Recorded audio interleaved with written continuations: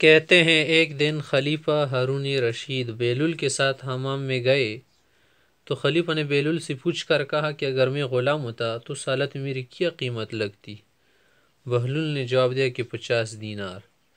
خلیفہ نے غصے ہو کے کہا کہ یہ کیا کہہ رہے آپ؟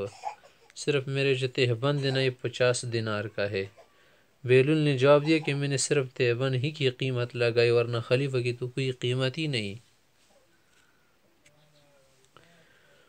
کہتے ہیں اسی طرح سے ایک واقعہ ہے کہ ہارون رشید کے زمانے میں بہلول رحمہ اللہ نے کچھ ایسا انداز اختیار کیا تھا نا کہ لوگوں کو یہ دیوانہ پگلے لگ رہے تھے، حالانکہ یہ بہت بڑے آدمی تھے۔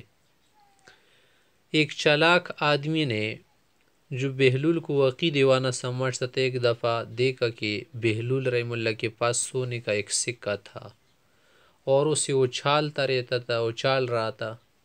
اس چالاک آدمی نے پیتل کے 10 چمکتی ہوئے سکے نکال کر ہتھیلی پہ رکھتی ہوئے کہا کہ بہلول تم اپنا سکہ مجھے دو اور یہ 10 کے 10 سکے تم لو۔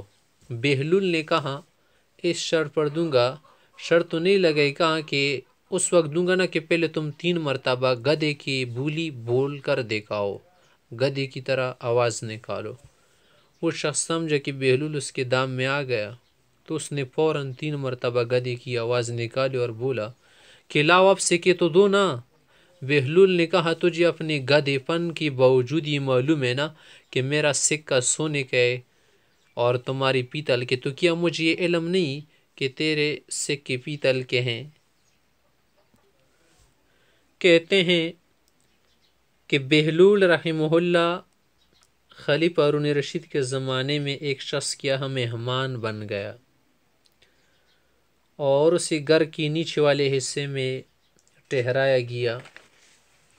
رات کو سب صاحب خانہ جو تھا نا، جب اس کی آنکھ کھلی تو اس نے بہلول کے ہنسنے کی آواز بالا خانے سے سنی۔ اس نے بہلول کو آواز دی کہ بہلول اوپر کیسے گئے ہیں آپ؟ بہلول نے جواب دیا حاضر ہوں حاضر۔ اس وقت ہنس بھی رہا تھا۔ میزبان نے کہا کہ تم تو نیچے لیٹے ہوئے تھے نا اور اوپر کیسے چلے گئے؟ تو اس نے کہا اور ہنس بھی رہے تھے کہ لڑکتا ہوا چلا آیا۔ میزبان نے کہا کہ لوگ تو اوپر سے نیچے لڑکتے ہیں مگر تم تو لڑکتی اوپر پہنچ گئے۔ بہلول نے کہا کسی بات پر تو مجھے ہنسی آ رہی۔